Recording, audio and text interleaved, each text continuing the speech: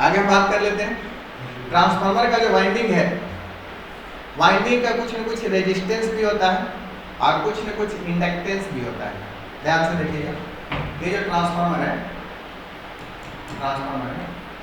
इसका जो वाइंडिंग होता है, इस ट्रांसफार्मर का जो वाइंडिंग है, इस वाइंडिंग का कुछ न कुछ आपका रेजिस्टेंस भी होता है।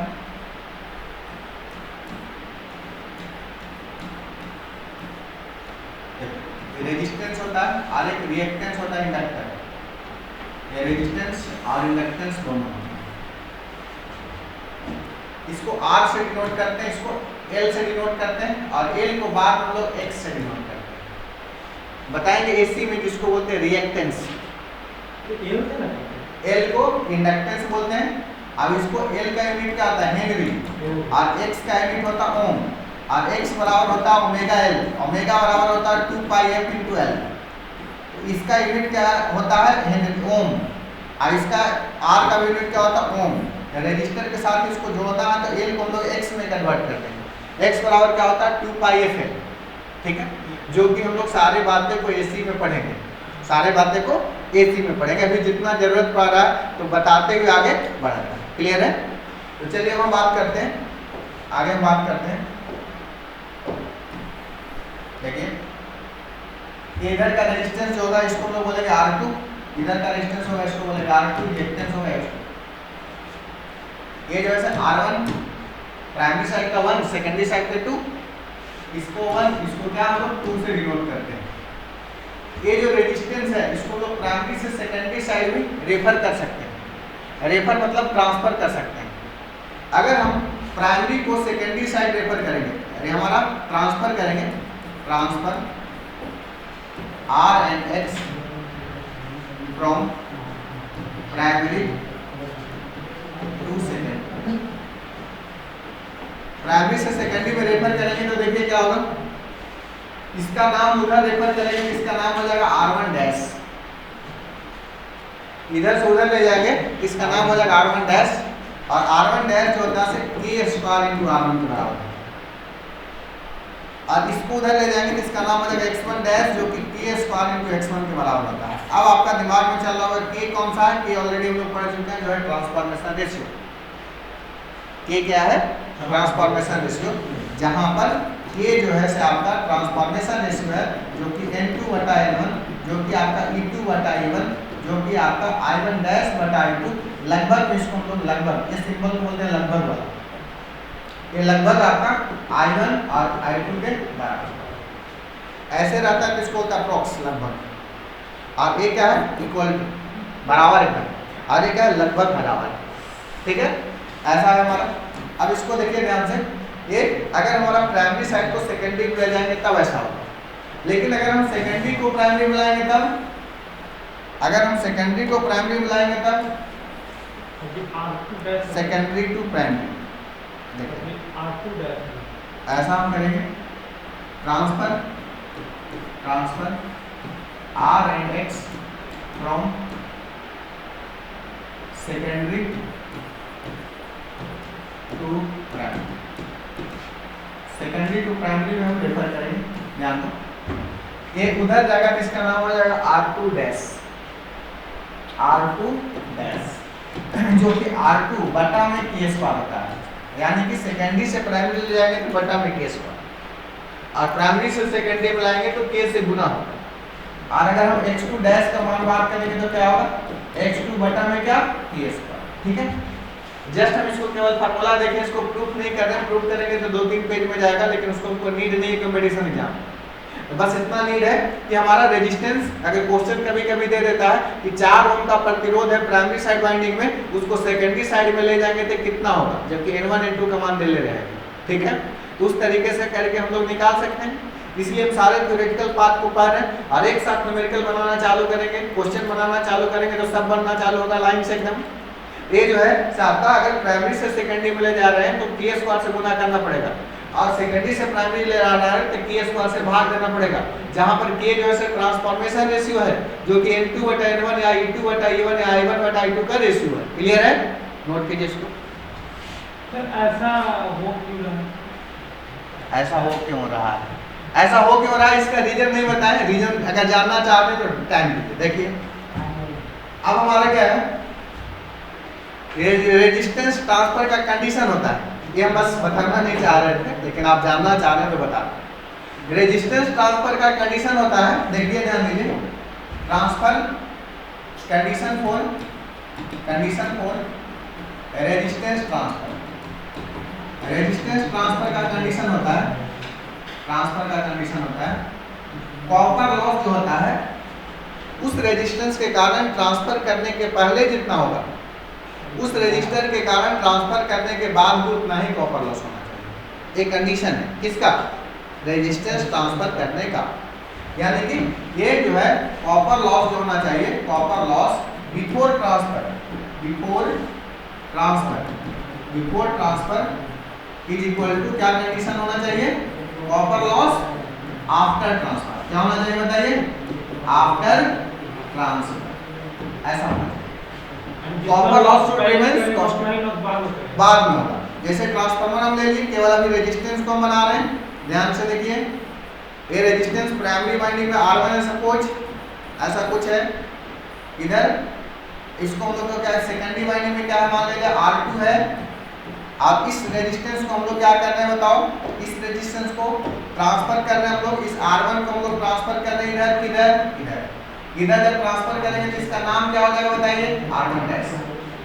ट्रांसफर करने के बाद नाम क्या हो जाएगा, R1। अभी इधर में करंट कितना हम लोग कर रहा है बताइए, I1 या I1। इधर में करंट कितना हम लोग कर रहा है बताइए, I1 कर रहा। अब बताइए बिफोर ट्रांसफर में कॉपर लॉस का क्या फॉर्मूला होता है, I स्क्वायर R लॉस होता है। तो बिफोर ट्रांसफर में कॉपर लॉस कितना होगा बताइए, I1 square into R1, sorry I1 square into R1 होगा कि नहीं, यस या नो होगा। जब ये ट्रांसफर हो जाएगा तो इस रेजिस्टर से, इस प्रतिरोध से कितना धारा प्रवाह करेगा, I2 करेगा ना। I2 जब करेगा तो उसमें कॉपर लॉस कितना होगा, I2 स्क्वायर इनटू कितना, R2। कोई दिक्कत, लेकिन R2 नहीं, जब ट्रांसफर कर दिए तो उस समय इसका नामकरण जो हम लोग क्या कर दिए, R1 डैश।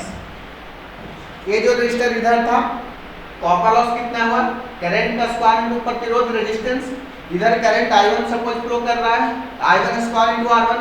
जब इसको इधर ट्रांसफर कर दिए तो इसका नाम अब R1 नहीं रहा, R1 डैश हो। जब इधर ट्रांसफर होगा उस दौरान कॉपर लॉस कितना होगा, I स्क्वायर R। इधर करंट कितना है, I2 का स्क्वायर इनटू कितना, R1 डैश।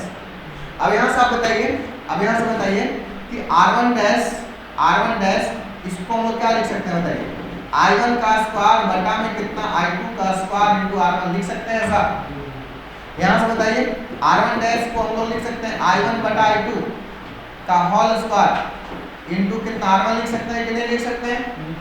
अब बताइए I1 बटा I2 का अप्रोक्स में क्या बोलेंगे, बोलेंगे इसको हम लोग क्या लिख सकते हैं बताओ, K स्क्वायर इनटू R1 होगा कि नहीं होगा, होगा, प्रूफ हुआ। कैसे आया इतना, लेकिन हम लोग को नीड नहीं है इसीलिए हम इस बात को स्किप कर रहे हैं। ठीक है, बात समझ में आया। तो ये हमारा केवल बस ये याद रखना है क्या, आपका R1 इधर प्राइमरी से सेकेंडरी में ले जाएंगे तो K से गुना, K स्क्वायर से गुना करेंगे, सेकेंडरी से प्राइमरी में लाएंगे तो K स्क्वायर से भागा। ठीक है, और कंडीशन क्या है जान ही लिए, तो जानना है क्या, जान लिए कि कॉपर लॉस बराबर होना चाहिए, कॉपर लॉस कांस्टेंट होना चाहिए, रेजिस्टेंस ट्रांसफर का एक कंडीशन। क्लियर, चलो नोट करो। ऐसे भी आगे जाना तो गुना करना ही पड़ेगा, पीछे आना तो भाग। अब एक हम इम्पोर्टेंट क्वेश्चन पूछ रहे हैं आपसे, एक केवीए का नाम सुनेंगे। पहले हम साहब पूछे थे सर केवीए रेटिंग क्या होता है, तो ट्रांसफार्मर का जो रेटिंग होता है वो केवीए में होता है। ये हमारा वाई ट्रांसफार्मर रेटिंग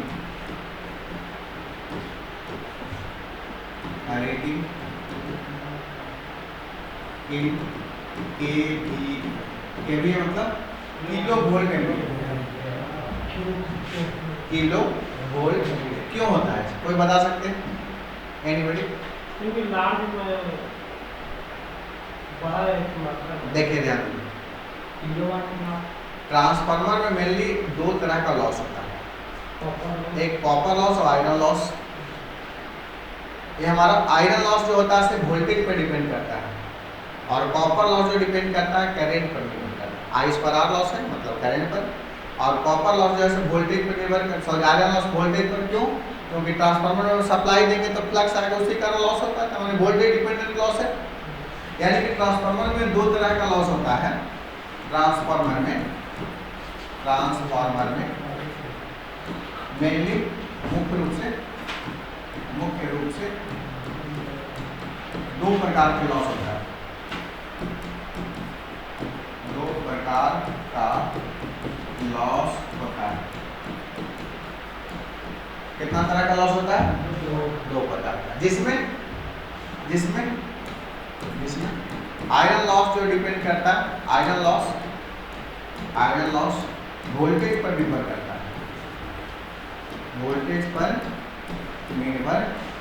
करता है, तथा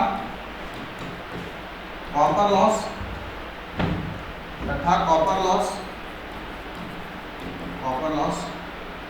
करंट पर निर्भर करता है। किस पर निर्भर करता है छोटू? करंट पर निर्भर करता है। इसलिए टोटल लॉस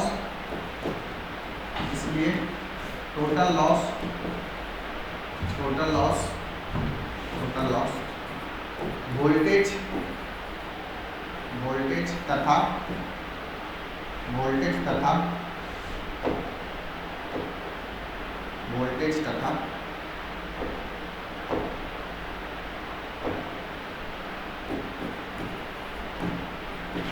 करंट के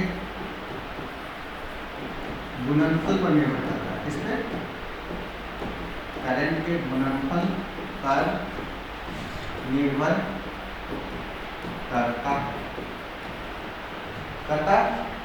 यानी कि टोटल लॉस किस पे निर्भर करता है बताइए?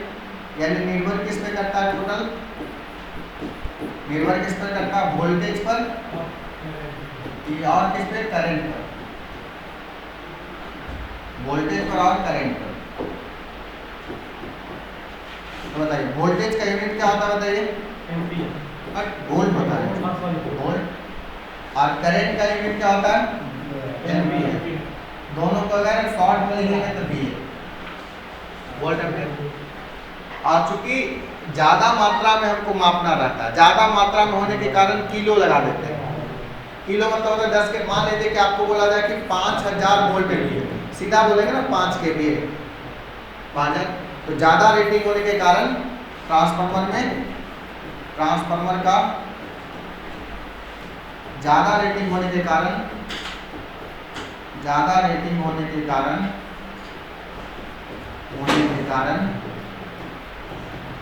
इसे kVA में मापा जाता है। यानी कि kVA मतलब हुआ किलो वोल्ट एम्पीयर। kVA मतलब क्या हुआ? kVA का मतलब क्या हुआ? Kilo volt ampere. ठीक है, kVA में इसको मापा जाता है। इंटरव्यू में भी ऐसा क्वेश्चन कभी पूछा जा सकता है, या क्वेश्चन में भी आपको आता है कि आपका इसका रेटिंग kVA में क्यों होता है? इसलिए होता है आयरन लॉस डिपेंड करता है वोल्टेज पर, करंट कॉपर लॉस डिपेंड करता है करंट पर, टोटल लॉस दोनों के प्रोडक्ट पर यानी वोल्ट एम्पीयर पर, और ज़्यादा रेटिंग होने के कारण इसको kVA में मापना। नोट कीजिए। तो आज इतना ही तक रहने देंगे, बाकी अगले क्लास में और आगे के टॉपिक को बात करेंगे। Thank you all, have a nice day, take care. और यदि यूट्यूब चैनल वाले हैं तो वीडियो को लाइक सब्सक्राइब जरूर करें और डेली बने रहें, डेली आप देखते रहें ताकि कंसेप्ट क्लियर हो पाए। और यदि आप ऑनलाइन कोर्स लेना चाहते हैं तो बेस्ट टेक्निकल एकेडमी ऐप को डाउनलोड करें। वहाँ पर आपका 3000 कोर्स प्राइस होगा, लेकिन आप 1500 में अभी देना है, 1500 नौकरी लगने के बाद आप कूपन अप्लाई कर लीजिएगा, नौकरी 1500 में। कोई भी दिक्कत हो तो हमारे कॉन्टैक्ट नंबर है 9029729491। इस पर आप कांटेक्ट कर सकते हैं। कोई भी किसी तरह की दिक्कत हो तो यहाँ पर आप कांटेक्ट कर सकते हैं, व्हाट्सएप के थ्रू, कॉल के थ्रू। क्लियर? तो आज इतना ही, बाकी फिर मिलते हैं नए क्लास में नए टॉपिक के साथ। Thank you.